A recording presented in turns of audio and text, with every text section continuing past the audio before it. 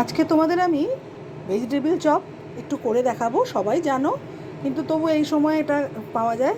একটু বিট, গাজর আর একটু আলু দুটো স্টিম মেরে সেদ্ধ করে নিয়েছি। সাথে লাগবে একটু বাদাম, কাঁচা বাদাম, এটা ভেজে নেবো। আর 5 ফোড়ন, শুকনো লঙ্কা ফোড়ন দেবো। আর এটা একটা মশলা করে নেবো, জিরে, ধনে, গোলমরিচ আর গরম মশলা। আর এটা আছে আদা, কাঁচা লঙ্কা থেতো করা। আর এটা আছে একটু কর্নফ্লাওয়ার। কড়ায় তেলটা গরম হয়ে গেছে। এবার আমি কাঁচা বাদামগুলো একটু কড়াই ভাজার জন্য দিয়ে দেবো।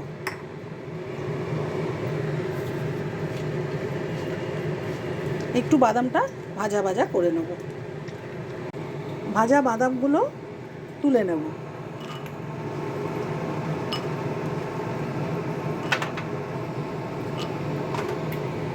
সেদ্ধ বিট গাজরগুলো খুব ভালো করে এখানে মেখে নেব, চটকে মেখে নেব। বিট গাজরটা সমস্ত হাত দিয়ে ভালো করে চটকে মেখে নিয়েছি। কড়াতে তেল দিয়ে দিয়েছি। তাতে এবার 5 ফোড়ন আর শুকনো লঙ্কা ফোড়ন দেব।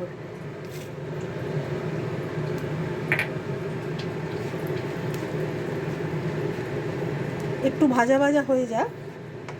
ভাজা গন্ধ ছাড়লেই এর মধ্যে আদা আর কাঁচা লঙ্কা বাটা এটা দিয়ে দেবো। একটু থেতো করে রেখেছিলাম, এটা দিয়ে দেবো একটু ভাজার জন্য। মশলাটা ভাজা হয়ে গেছে। এবার এর মধ্যে এই যে মেখে রাখা বিট, গাজর, আলু একসাথে এটা দিয়ে দেবো। দিয়ে খুব ভালো করে নাড়বো। তার মধ্যে দেব নুন দেব, একটু হলুদ দেব, আর একটু মিষ্টি দেবো, একটু চিনি দেবো। দিয়ে খুব ভালো করে নাড়বো। খুব ভালো ভাজা ভাজা হয়ে গেছে। এর মধ্যে আমি এবারে ভাজা যে কাঁচা বাদামটা ভাজা ছিল সেটা দিয়ে আবার খুব ভালো করে নাড়ব।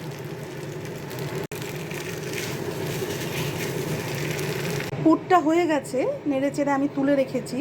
এবার কড়াতে একটা শুকনো গোটা গরম মশলা একটু ভাজবো।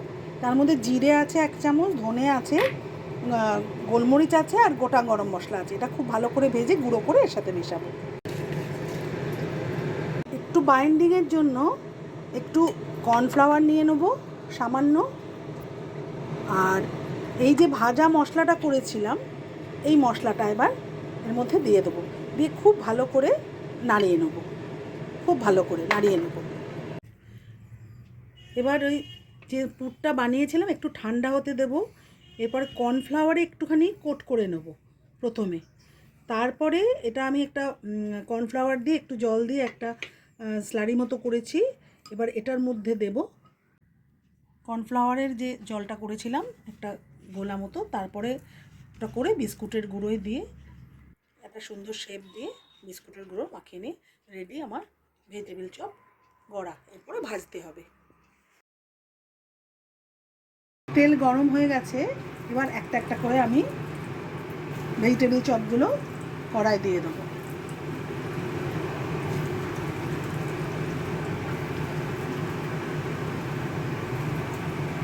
যা হয়ে গেছে, এবার একটা একটা করে আমি তুলে নেব।